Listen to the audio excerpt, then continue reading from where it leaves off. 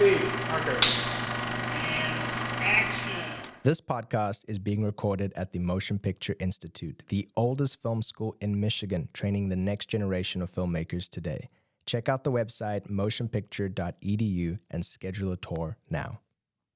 All right, guys, and welcome back to the podcast. Today, I am joined by the one, the only Janet Pound, author of Advice from a Casting Director. I'm going to give you guys a quick little brief on her accolades. Janet worked in industrial films and commercials with Tim Allen, saw Kristen Bell the day she was brought home from the hospital. Keegan-Michael Key acted in one of her short theater pieces in college and was in the first playwright group of Jeff Daniels' Purple Rose Theater. You have quite the career. So without further ado, guys, it is with my absolute pleasure. Let's talk motion picture. Janet, thank you so much for joining the show. It is a pleasure to have you. I'm so thrilled to be here. Thank you for asking. We had a lovely little phone call the other day, and I got to pick your brain a little bit. There seems to be a lot that we have in common. And I think just starting off nice and simple, when it comes to casting, what would you say is your approach? Well, probably what all casting directors hope to do is find the best actor for the part and to please the client, the producer, the director, and really knowing what it is they're looking for. And I think also thinking outside of the box, because there are times that happen over and over again that there would be a character in one of the movies that would be like a security guard, and they would put in the character description, we want kind of a schlubby guy, not really well kept, whatever, and overweight and whatever. And there was a local actor, Randy Godwin, who was fabulous, who was really thin, and he kind of would remind you of Don Knotts, if anybody's old enough to remember that name. He would get booked. So trying to see what they are actually looking for that they may not know exists. And so then, in which case, how closely do you collaborate with other filmmakers during that process? We would not really collaborate with other filmmakers, but we would definitely go through the talent agencies. We would give the character descriptions many, many times because Detroit's market wasn't as big as an LA, New York market. My partner, Kathy Mooney, and I would go out and find people.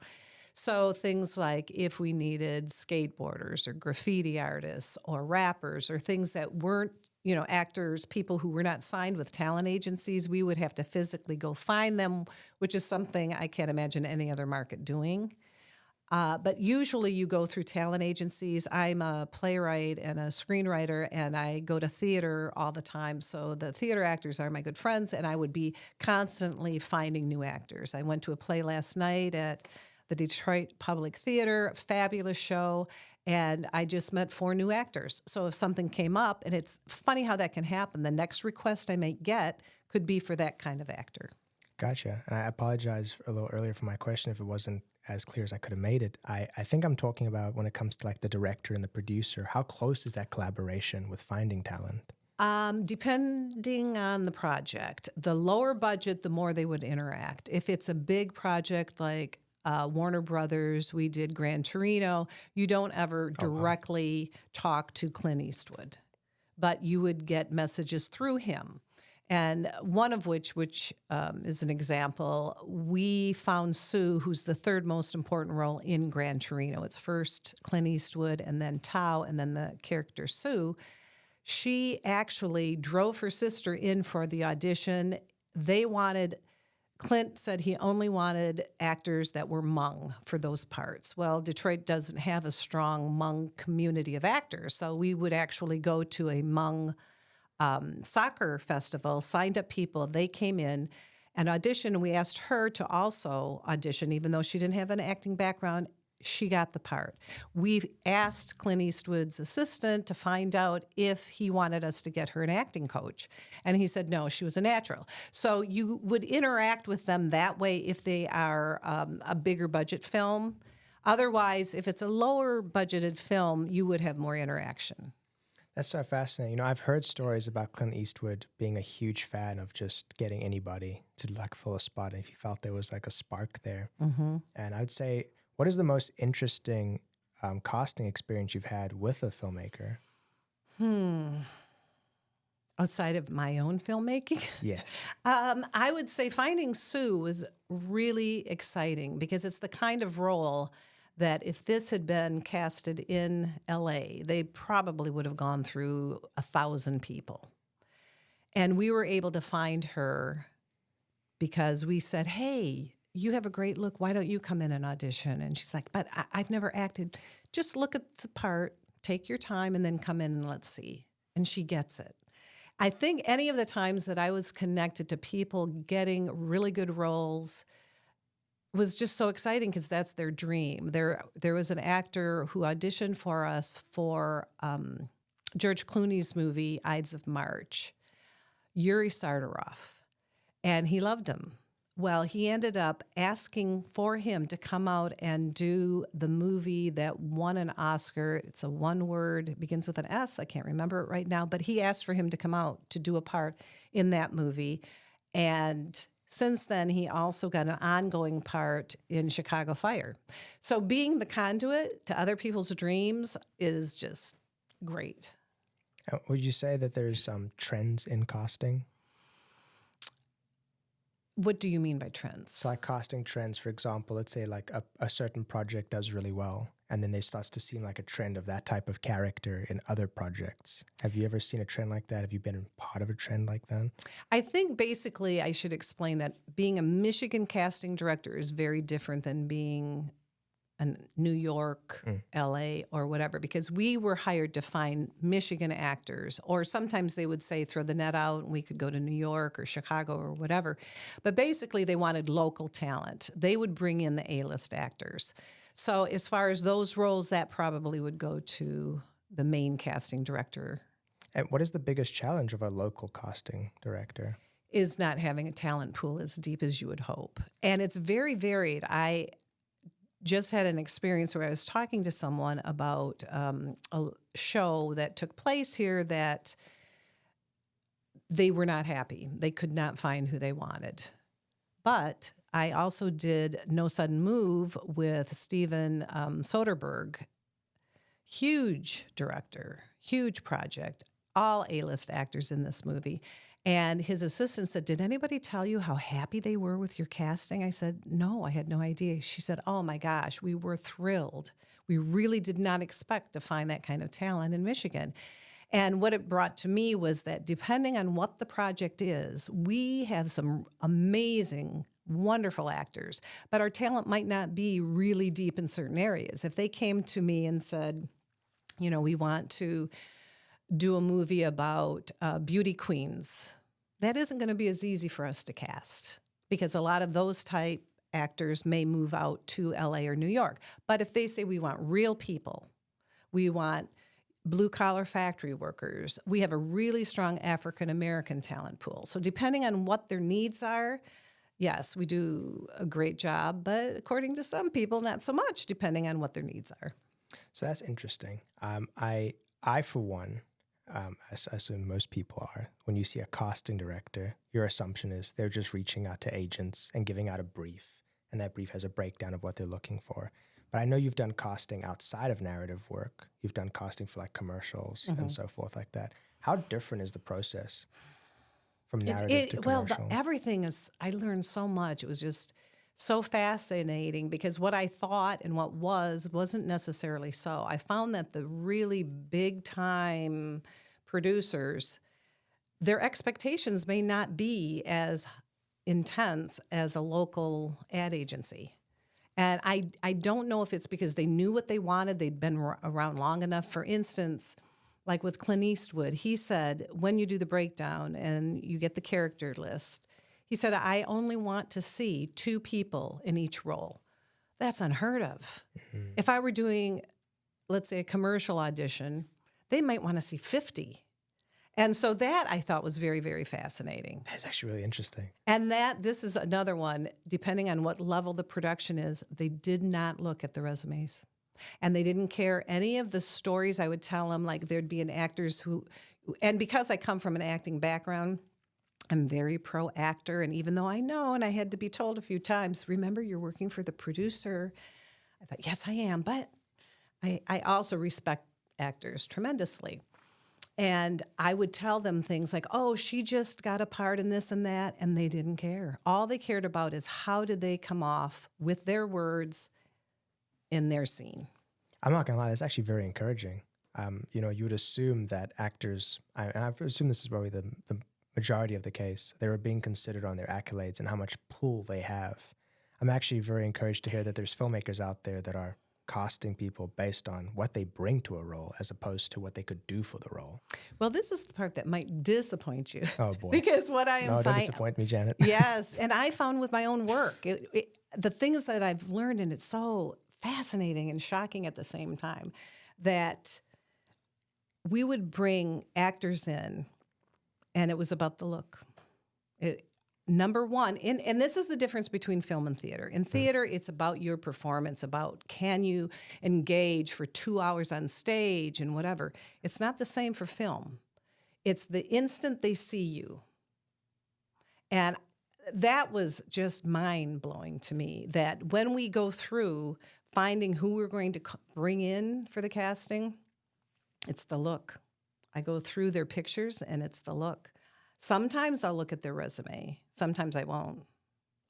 It's interesting. Yeah, I mean, the look would be, no, that's the first thing you see, right? It would make a lot of sense that if it doesn't hook your attention, then it's just not going to work for the role.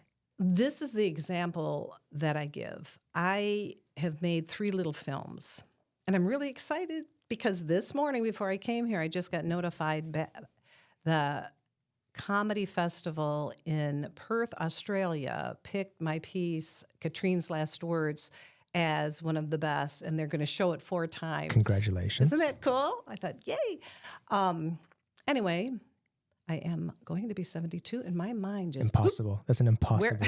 It's an impossibility. Well, I've got Guys, 50 years in this business, so that's why I knew little tricks like sit on your shirt in the back if you want to be...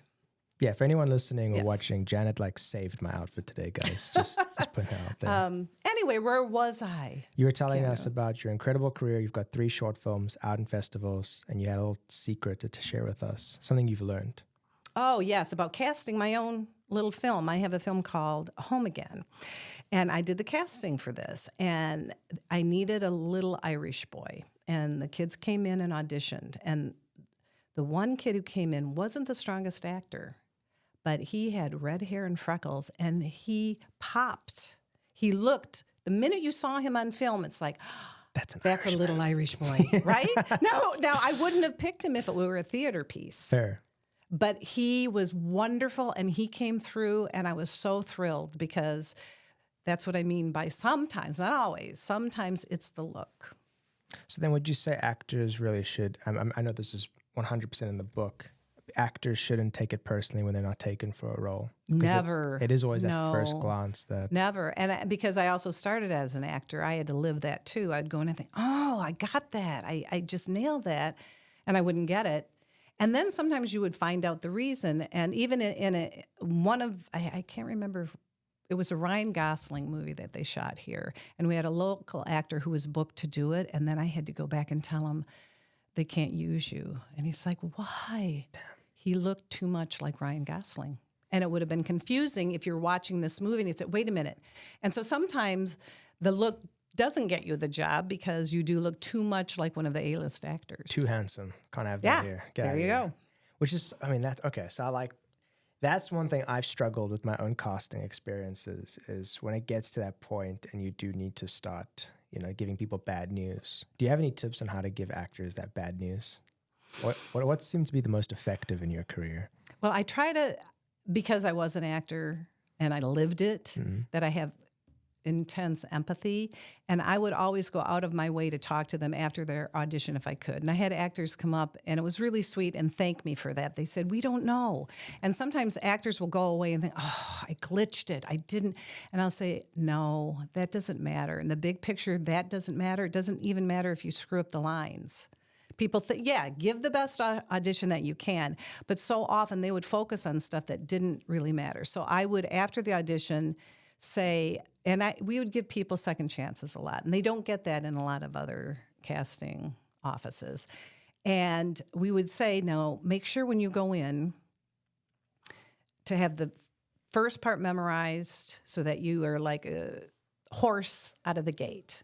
So, and even when you get, it's so small, but even your slate is really, really important, because if you come out and say, "Hi, I'm Janet Pound and I'm reading the role of Mary."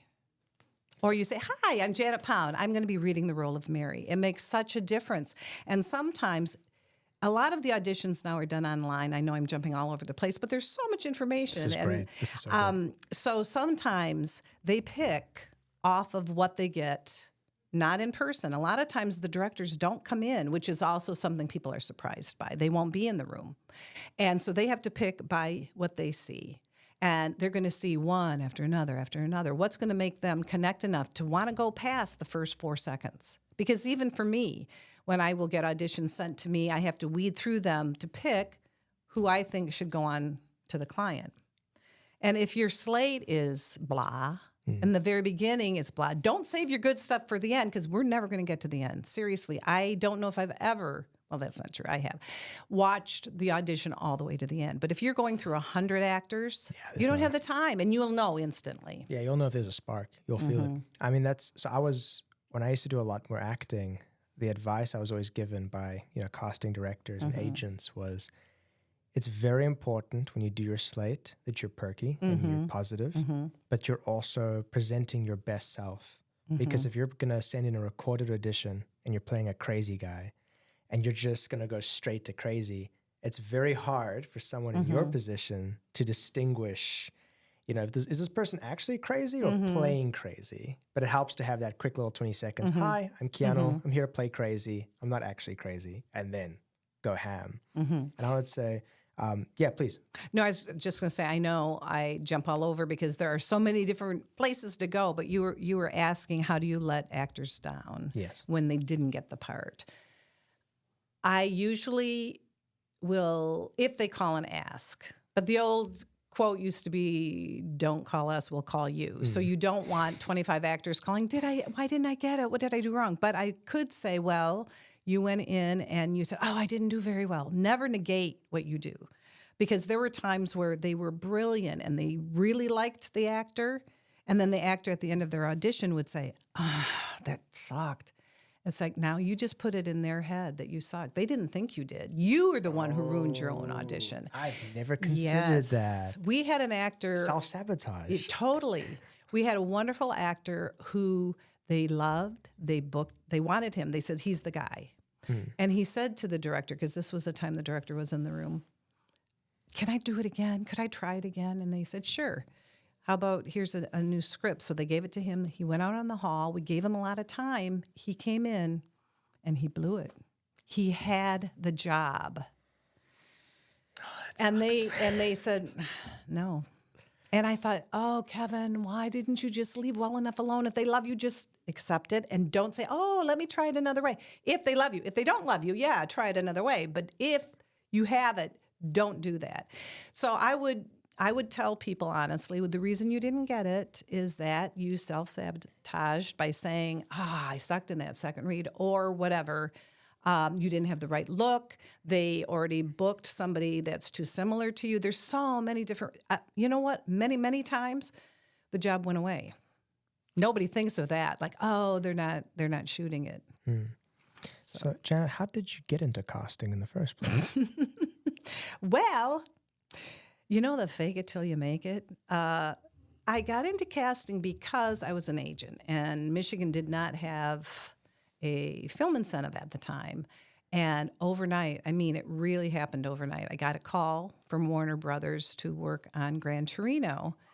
And I'm like, okay, yeah, sure. And at that same time, Kathy Mooney, who had been a talent agent, and she'd been my talent agent, one of them when I was acting, showed up and said, do you need any work? I'd love to work together with you. And she had some experience doing movies. And so we took on Gran Torino. And so it was just a crazy fluke. So my first big audition was with Ellen Chenoweth, who is a very well-known, well-respected casting director out of New York who does all of Clint Eastwood's work. So she was going to interview us locally. And I'm like, I'm so nervous. Can I do this? Can I do this? Whatever. We got to get this. It'll be so exciting, so fun, a whole new avenue of work for me, right? So we met with her, and we're in the office, and she said something about being from New York, blah, blah, blah, blah, and that my partner was a Buddhist, and I'm a Baha'i, which was always kind of interesting, the two of us working together. We had very different ways of working, but the end result was wonderful. So anyway, Kathy said something about being a Buddhist. Ellen Chenoweth said, oh, my best friend, Ellen Lewis, she's a Buddhist. I said, oh, Ellen Lewis, she's my brother's friend. Who's your brother? John Toriano. You mean the artist in New York, John Toriano? Yeah, I know your brother. She picks up her cell phone and she dials Ellen Chenoweth, who's a fabulous casting director also, and says, oh my gosh, I'm in Detroit with Janet Toriano, John's sister. And we ended up getting the part. I don't know if that was why, but it's a lot of times who you know. And I just thought another example also, don't ever lie on a resume because you're going to get found out. If I had said that and she called up Ellen Lewis and she said, I don't know who you're talking about. Yeah. We were just speaking about that in another episode. It's not necessarily what you know, it's who you know, if they know you, and if they, know what you've done. And this is so simplistic, but just be kind. There are times where we had actors who we would find out from the person who was helping us what a jerk they were, waiting to come in for their audition. I thought, okay, I'm not hiring them again. I'm not bringing them in again. And you'd get people, there would be directors, not necessarily on the level of, LA, but some of the local people would say, I will not work with this person ever again. It's very interesting how much your reputation can really make or break a career. And I mean, it seems most of the filmmakers I speak to, they all advocate kindness, courtesy, making sure that you're punctual and keeping a general just respect for others and making sure you make the most of every opportunity you're given. Advice I was given as an actor when I was quite young was the job is the audition. Like, that's the job. Like, you have the job for 20 seconds. However long that audition is, you have it. And then once you leave, forget about it. And I want to know, is that something that you advocate for as well? Oh, totally. I had situations where, I'd hear about somebody being rude or whatever, and I'm thinking, I'm in the power seat. I don't have to bring them in. But on the other hand, it was hard because there were certain actors who were so good. You want to get the movie booked. You want to please the client, the producer, the director. So you would sometimes, in a market as small as ours, you'd have to put up with certain behavior because you really wanted them to be seen. But I had situations where when we did Batman versus Superman, I had actors from LA call me and say, listen, if you get me in on your audition, I'll pay my own way. Nobody needs to know. I just really need to come in. I said, well, I can't because this is supposed to be Michigan-based. If you got booked, where are you going to stay? You have to have a Michigan license to prove that you are a Michigan talent. So I mean, that doesn't mean you can't hire actors outside of Michigan, but if you want the incentive to feed into this, you need to be local. And I would have local actors who would blow off our auditions 3 times in a row. And I'm like, are you kidding me? This is Batman versus Superman. What are you doing? And you just, that and people who were in theater schools to come out to do what we were doing, I would call them up to audition. Oh, I can't because I have a class tomorrow. And I'm like, why are you going to that school? So that down the road you can come to me and be on an audition, right? Skip and it class. would just drive me crazy. I'm like, okay, bypass this and go to that. You know what I mean? Why would you not? If there's ever if you send that email to your lecturer, I think they'll understand. If you're like, hey, I'm in Batman versus Superman today. Right. I'm coffee grabber number 3. It's going to be a good time. Yeah. And you learn how to be, that's the other thing. The experiences that you learn being on a set, because people will ask me about doing extra work, and we never booked extras. And people will say, well, what do you think? And I said, well, you learn things that you aren't going to learn not doing it. So if you do extra work, but I would also say, unless it's your friend's film, don't ever work for free. Because not only is it disrespectful to you, it's the whole community. Then if people think, oh, I can get all these people for free. Now, if they don't have the money, I get it. I'm a indie filmmaker myself, but I do make sure I pay people So that being said, if you're working on a legit film, I've even heard of places where they will charge you to be an extra in their film. And it's just criminal. wrong. It's just unfair, and it's not respectful. So anyway, to be in these movies, you learn about continuity, you learn about what it's like to be on a set, you take direction. So it's really good experience that you're getting for free or maybe being paid a little bit of money. On the other hand, I always say don't put it on your resume. Don't put... Well, let me go ahead. Go for it. When I look at a resume and if all I see is extra work, then I think they're not really an actor, because you don't have to be an actor to do extra work. You just have to get to your mark, listen to the director, take direction, right? So it kind of diminishes somebody who has a background in acting. Yeah, because then, it's very easy. You don't actually have to have any acting. You could just walk or and stand. A lot of times that is the case. But I'm sure a lot of young actors or people who have just started, depending no matter the age, they're probably under the impression that the more credits I have, the better it looks. Like I'm getting work, right? Which then actually does the inverse. Again, it does for me. Like I would look at the resume, and if it said extra, I go, do you have? I would weed through the read of their resume and ask specifics. Like you say you did this, but what did you do on that? So moving the magnifying glass from actors who are trying to get in now to casting directors who are also trying to get their start. What would you say is the biggest pitfalls of a new casting director? I would say there aren't that many jobs. So unless you go to a large market, New York, LA, Chicago, there's nothing. So then that plays into the incentives. Mm-hmm. And when the incentives went away, you and I were chatting a little bit about this before the show started. I would like you to just run me through how that changed the scene. Oh my gosh. Overnight. And I'm serious. Overnight. And for anyone who's watching and listening, we're talking about specifically about Michigan. Right. Michigan had, I believe, was very successful film market, which we had like the Transformer movies, Batman versus Superman. And then, we lost incentives. Like it was in a night. I spoke with someone who said they literally lost their job that week on a film shoot that then moved to Canada. That's exactly what happened with Drew Barrymore's Whip It. She was shooting in Texas.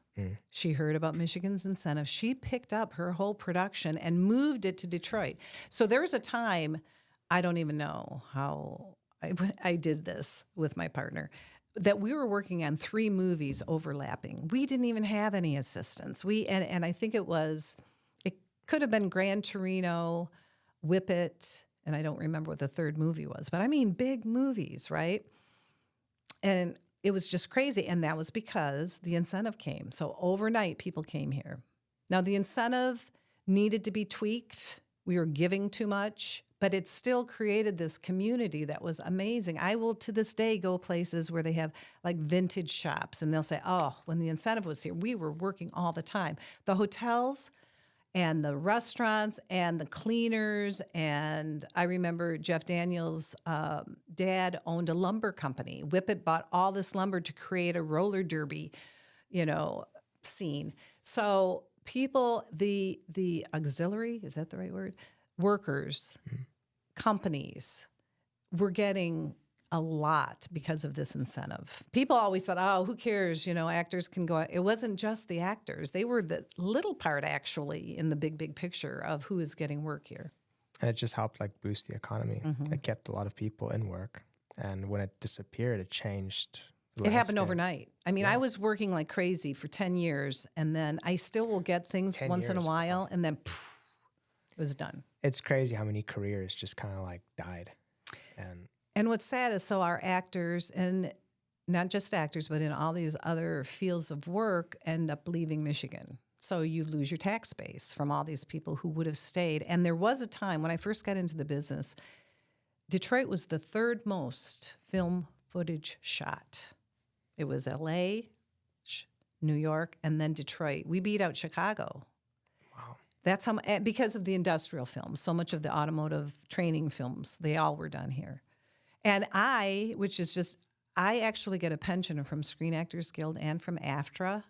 I don't think you could do that today out of Michigan because there isn't Well, that much work. congratulations. Yeah. I mean, it's not big, That's still but it's something, right? Yeah, I mean, there's, a lot of people worried about getting into this industry because they're afraid there's no security when they're unable to work. And that's why there's an importance on unions. There's downsides, but there's a necessary evil there. Unfortunately, there's a lot of malpractice in our business. And I think that takes me exactly to where the importance of mentors come in. People that have had the experience, have lived through the ups and downs, and then for some reason, out of generosity, kindness, decide to imbue wisdom into the next generation, which takes me into advice from a casting director. When did this book come out, and what encouraged you to finally sit down and put all the wisdom between these covers? Actually, a wonderful man, Michael Millay, Mili. He's also a local actor, writer, sweetest guy. I took a class with him and he said, let's do your book. I said, really? He said, oh yeah, you've got a lot of advice you could give. And it's because of him it actually happened, because he approached me and said, let's do this. And we worked on it, and I thought that why I'm very happy about it is that I can be very scattered and ditzy, and I have in it also my monologues and my poetry for actors to be able to use for auditions. And I thought, I've got it one place. It's not going to get crashed on my computer. I don't have hard copies of all this stuff, so it's like a nice little thing that I can keep and not lose. Yeah, you've got some wonderful handwritten notes in here, which I think is really, really, really nice.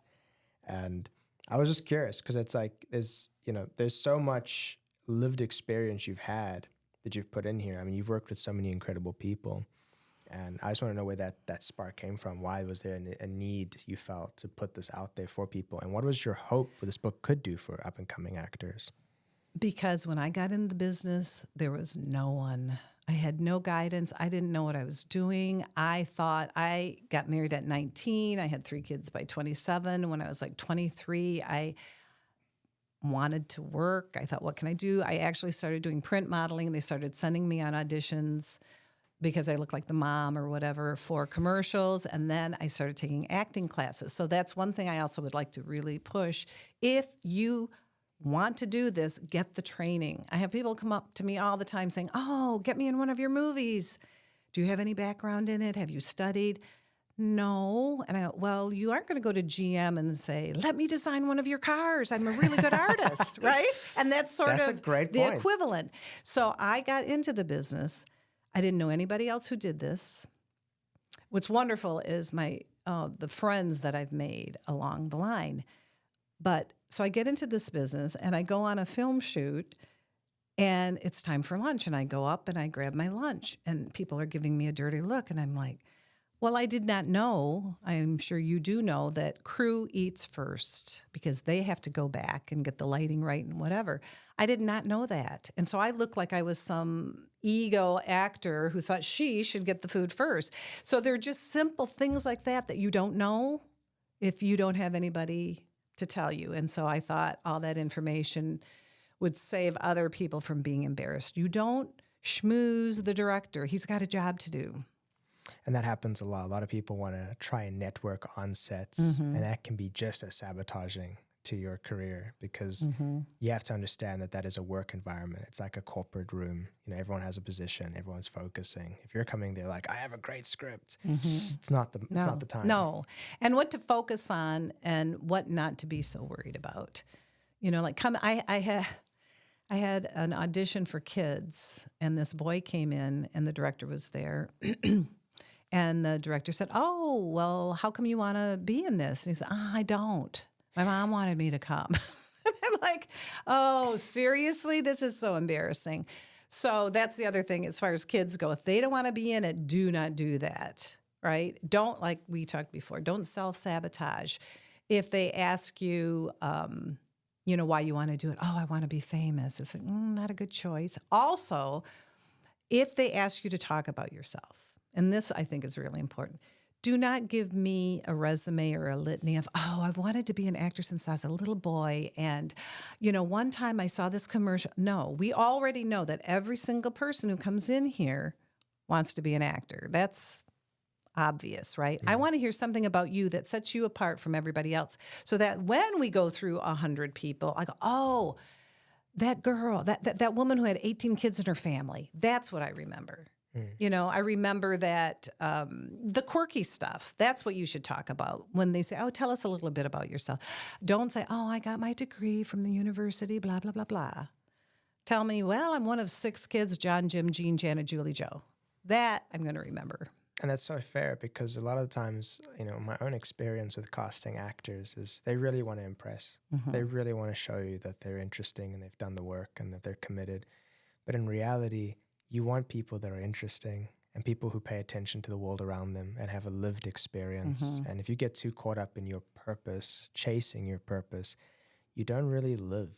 And if you don't live, you don't gain experience. And my own acting, I mean, I can tell you from my own experience with like theater productions, I know who I was as an actor before I had a relationship and then after I had a relationship. Like, it just informed so many other decisions that there's no way I could have prepared for that. I could have never read enough Shakespeare to give me that lived experience. And it's something I encourage actors. And I suppose with your experience, what is the number one thing that, you know, actors really seem to struggle with, you know, up and coming actors, when they step into your room and you give them that time to shine? What really sits in front of them as their own obstacle? What prevents them from, you know, presenting their best? Nerves. Just being nervous. I mean, it's and hard I to have get an over that. exercise. I also teach acting classes, and I have an exercise that I think really works to get that adrenaline out, the bad adrenaline, not the good stuff. There's an isometric exercise where you can go like this, go ahead and press as hard as you can. So if I'm saying I want you to, and this also helps to get emotional in scenes. So if I say do this before you do your scene, it gets that adrenaline out, right? So it's so hard sometimes. You can instantly get into character, right? I mean, I used to take... That was awesome. And I tell my actors that. It's like, if you do that, it gets... And the typical just shake, jump up and down and shake and get that out, right? So the minute before you go in, don't do it in the room with them. The minute you go in, and I think, like you're saying, when you have more lived experiences, I am a better actor now than I ever was when I was younger, because I can tap into the emotional stuff that I wouldn't have been able to when I was 20. Yeah, it's, you know, I remember I did this production when I was in high school. I played the lead. I played Macbeth, and there's that famous monologue at the end where my wife dies. And I remember doing that production before I got into a relationship, and it was very hard for me to get into the emotions of it.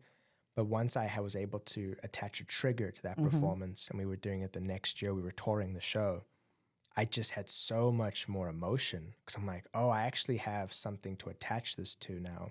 And it's something I've come to realize, you know, with acting, there's a lot of people that are just naturally very good at navigating their emotions. There's a lot of people who need just practice. And when you meet those ones, you feel a lot of empathy, because you're like, man, you're going to be great, but you got to get there. Which then takes me to something I'm always curious about. You've worked with a lot of professionals. Now, out of all the professionals you worked with, actors specifically, what is an actor in what we're just talking about who really stuck out to you about their process and their approach to, you know, auditioning, where you were like, man, that's different. That really does stick out. I don't really know what their process is, because they're doing that before they come into the room. As far as the Approach. Their approach, like the theater actors, there are different schools. There's the method, there's Meisner, there's Chekhov, who is actually my favorite, because I studied a little bit. Uta Hagen, who you probably know. Maybe you don't, because you're young. Anyway, I know she Chekhov, started this. but I don't know. Chekhov's Gun is one of my favorite writing things. Yeah, well, that was his uncle. The writer was the uncle, but Michael Chekhov has a way of tapping into your emotions. I loved the way that he taught, but everybody gets to where they get their own way. Some people are method people, some are Meisner, some people, even my mother, who I found out years and years after I got into the business, that she acted in high school. I didn't even know that. She said she was the character, she was very funny, and that once she put on her costume, she became the character. So whatever avenue it is that takes you, do what works for you. I felt, for me, method took so long to get into it that it didn't register for me like it does most of my friends. So I don't even know all of their processes before they go into an audition for film. For theater, you know, they do a different kind of thing. Let me reword the question. What is the most interesting audition you've had with an actor? Oh my God. I don't think I can say this. I can skirt around it. How's that? I had an actor come in, and he's a blues singer. Fabulous guy. Love him. Well, the role was of a male prostitute. A gigolo. And, yes, and they thought it would be good if he didn't have front teeth. So this actor came in, and he starts doing his audition. He does a slate. Mm-hmm. He turns, and he comes back without his front teeth in. And he does the audition, and he's brilliant. That was a quirky one. That is terrific. Mm-hmm. Did he just keep it in his pocket? I don't know what he did. It's just he did, "Hi, I'm Paul, blah, blah, blah." And then he did it, and he got the part. He got the part. At least he got the part. Yeah. Okay, well, sticking with story times, what is an interesting story with a noteworthy celebrity you've worked with? Something you'd love to share? Okay, I guess I can tell this one. All right, so Spike Lee was he was directing one of Eminem's music videos, and it's the one about his mother and his daughter. Mm. And so we had to audition the mom and the daughter.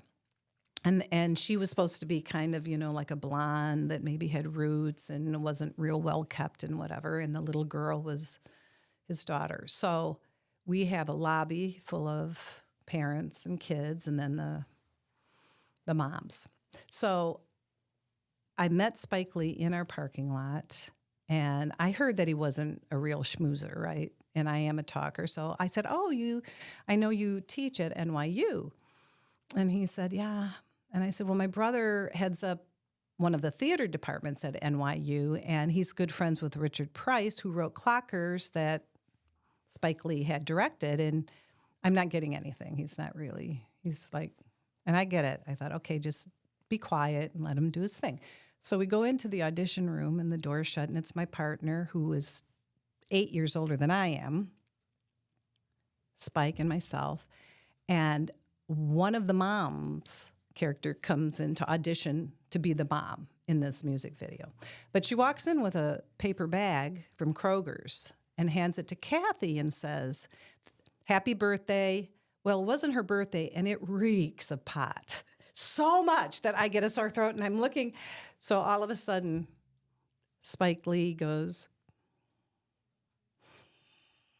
and he comes back laughing, right? Because it was hilarious. And then I thought, oh no, I bet all those people waiting thought this was for him.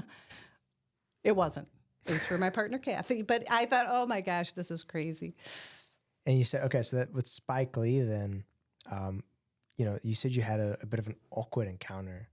It wasn't awkward. It's just I'm a talker. And he's not. And that's fine. But I didn't really realize how much he wasn't until I started trying to talk to him. But then getting a rise out of him was pretty fun, and that's what did it. And so in that case, do you ever find yourself with the career you've had, do you ever get like a little starstruck when you meet certain people? I think of everybody as being equals. I'm a Baha'i, which is a religion that believes in equality, unity of mankind, and whatever. So I don't ever place people above. There are ones that I respect a lot more, and it's always the ones that are kind. And I have an experience that I had indirectly with Drew Barrymore that I think is really sweet, if you want to hear it. Yes, I'd love to hear it. Before my daughter, this is my step-grandson that I'm talking about, but he wasn't my step-grandson at the time. He was 5 years old, and Drew Barrymore did a movie here called Whip It, and it was about roller derby people, and there was a scene where there are like 3 roller derby girls that are jumping over kids who are laying down on the sidewalk or the cement or whatever, and they had like 3 kids in a row, and they had to stay still during this, and that would be kind of scary. Well, Jack, who now is a theater student at Wayne State, which is so cool. He was getting nervous and he didn't like it. And the sun was in his eyes and he was starting to get really upset. Drew, between the scenes, between the shots, went over and she held her hand over his eyes so the sun wouldn't bother him. That's adorable. You see, that's why the reason I asked you that question earlier was about, when it comes to being starstruck is, I mean, I haven't met a lot of celebrities. I've bumped into maybe 2 or 3, but I've met a lot of people who have interacted with celebrities to a great extent. And you really do realize it has to be demystified. They're just people and they're doing a job, and sometimes at a very high caliber. But there's a level of respect and admiration you have. And I guess my real question is, how does, especially an up-and-coming actor who's going for a big part, if their career is taking that wonderful turn, how do they handle that excitement in a way that they can still be perceived as not, amateur? It's a loaded question, I know. It is, and I'm going to backtrack a little bit because I did have an experience with Ryan Gosling. That makes sense. That's so embarrassing. Because it wasn't that I was starstruck, but he's just such a person. Ken. He's charismatic, and you like him. And they had the rap party at, I think it was the Location Scouts house in Detroit. First of all, the fact that he came to this was huge. Usually they don't come to the rap parties. And Eva came also, and they brought their dog, and it was outdoors. And we were having like a barbecue, and it was cold. And I'm a mom, right? So he's sitting at the picnic table, and I took this other tablecloth, and I put it around his shoulders so he wouldn't be cold. And it's embarrassing. So I guess I was a little starstruck then. But that's what I'm talking about. Is it's hard. It's hard not to. I mean, I have a friend who, forgive me, buddy, I'm not going to give you a name, but he worked on a big project down in Georgia, and he got to work with. It was on a new feature, the new Francis Ford Coppola feature, Megalopolis, and there was some big names. I mean, there's I believe Shia LaBeouf, Adam Driver, Scarlett Johansson, just some of the biggest names currently. And he interacted with them at arm's length, seeing them cross. And it kind of in a weird way, from just hearing him describe the experience, he was like, oh, these are like people. These are like legitimate, like humans. Like you see them on the screen and it's hard because you see them like, say, 20 feet tall and they're beautiful. But in person, like they're people. And then they also have personalities and some are quirky. I mean, I have another buddy who worked on a feature with Tom Hardy. And he said that, Tom Hardy's he's a strange personality, right? And he got to be up close because he was part of the grip department. So they're like trying to light him. And he's like, yeah, I'm here lighting venom. And that's like an intense pressure. And I'm curious to know how people handle that jitter because it can make or break. I mean, I'm sure there's been stories where people overplay their excitement and then never work again. Yeah, well, the kinds of things that I've heard about, first of all, they're told repeatedly, do not ask for pictures, do not take pictures. Especially like Batman versus Superman, because, the ending was something they didn't want let out ahead of time. It's like, do not do any of that stuff, that star stuff. And if an actor did, they would get fired. And if we heard about it and it went back to their agent, I'm not bringing you in again. You were told not to do this and you did it. Boom. So that kind of behavior isn't acceptable. How other people handle, their jitters about being around somebody famous, everybody is so individual. But hearing about some of the really A-list actors who've been in these movies lately, especially during COVID, our actors had to be with them because they sequestered them at a specific hotel. They had like a restaurant that they could go to after set and just be with each other.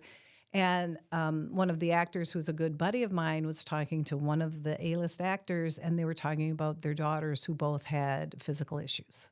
And he said it was just like talking to a friend. You didn't feel like, oh. So depending how open they are, and again, they're just people. They do a job. We had a wonderful lecturer here at the Motion Picture Institute. Her name was Catherine McDermott. Catherine used to be I believe the vice president of production at Columbia Pictures a couple years. I say a couple years back. It could have been a little further back. But Catherine was so informative, and she one day said this to our class. She's like, you know, the actors are there, they're doing their process, but as from action to cut, they're working. Like that's their job. Your job setting up the camera, your job is getting the lights, your job is, that's their job. And that's very important to remember so that when they're acting, everything has to be quiet, has to be respectful, because you're giving that person the opportunity to do their work to the highest possible quality. And I guess that takes me into one of my last questions, and that is, you know, what is the saddest story you've unfortunately got to witness in the industry that, you know, something that happened that you were like, man, that's really unfortunate? Anything to that effect, just to help spread awareness. Well, this is unfortunate, but it turned out to have a good ending. I love that. There's a local actor, Jamie Moyer, whose mother taught at Wayne State. She actually directed a stage play of mine. Really talented family. And they were always about the community of actors. And, you know, if you were booked in a play, you didn't take other things. This is what you did. She ended up getting booked for Drew Barrymore's movie. I called her up. I said, oh my gosh, Jamie. And she's this character actor. I said, she wants you. She goes, oh my gosh, since I was a little girl, we're the same age. And when she came out in E.T., I loved her from that moment. This is my dream come true. I get a call from her the next day. I can't take the job. I go, what? She said, I'm in this improv group and we open the date of the shoot.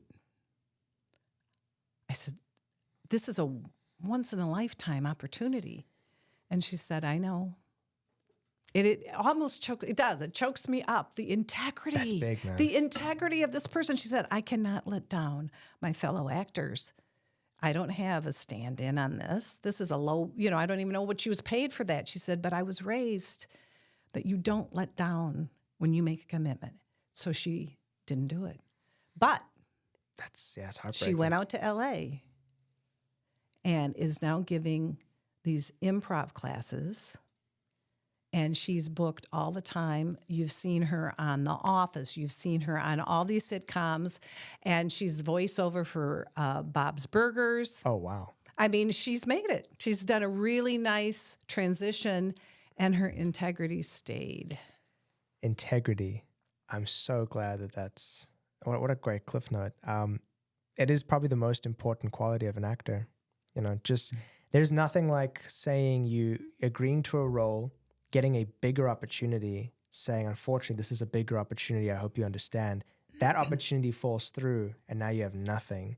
That I've seen happen to a few people and it sucks. There is something to be said about, you know, you give your word, you got to stick to it. Your word is, that's your honor, and that will carry you. And I mean, I guess I have two final questions, and that is, one, was Kristen Bell a cute baby? Yes, she was adorable. And I was good friends with her mother, and I babysat for her once in a while. But she was a tomboy. Really? I mean, she's so cute, and you don't think of her as being a tomboy. She had like this little bowl haircut, and she loved animals even then. They had 2 dogs, and I remember her chasing them around the house. And yeah, she was a hoot. Awesome. Yeah, no, she's an actress I like seeing. She's really, really talented. Oh, I also saw her she had the lead in Wizard of Oz. She played Dorothy. And her mother had a party after a bunch of people had gone to see her. And she was going off after, and she came home running up the stairs, and her mother said, oh, you have to sing for them. And I thought, oh, this poor thing. She just wants to go off to the party. And she sang for us. And her talent was mind-boggling. Yeah, okay. And I guess I want to make sure when we leave, we give people a good platform to find you. And one is your phenomenal book, Advice from a Casting Director. Where can we find this book? Where can we purchase this book? I love how you say casting. It's just my little accent. Little you can find it on Amazon. On Amazon? And that would be under, is it your full name? Janet Toriano Pound. If we can get a shot of that, Jay, can you get that for me? Look good? Yeah. Excellent. And you also said you do acting lessons? I do. Where can we get into those acting lessons? I have been teaching through Guattari Creative Arts, which is in Ferndale, and it's just so fun and seeing these people grow So that's another thing. If you are interested in getting into the business, make sure you get training. And it doesn't mean that you have to have 20 years and you have to go to some expensive university. Some people are just naturals. Absolutely. And you just don't know. So you've got nothing to lose by trying. And of course, you'll provide me the links to all that and I'll attach it to this video. So anybody, if you're listening or watching and you want to get into that, I mean, I think if this episode's evidence enough, Janet's the person you're going to want to learn from. It has been an absolute pleasure. We've learned so much from you. And I can't be any more grateful for your time today. Thank you, Keanu. So great meeting you. It was a pleasure. So yeah, let's cut it. This podcast is brought to you by Motion Picture Institute, a film school located in Troy, Michigan. If you'd like to know more about our extensive one-year filmmaking program, please check out the website at motionpicture.edu and schedule a tour today.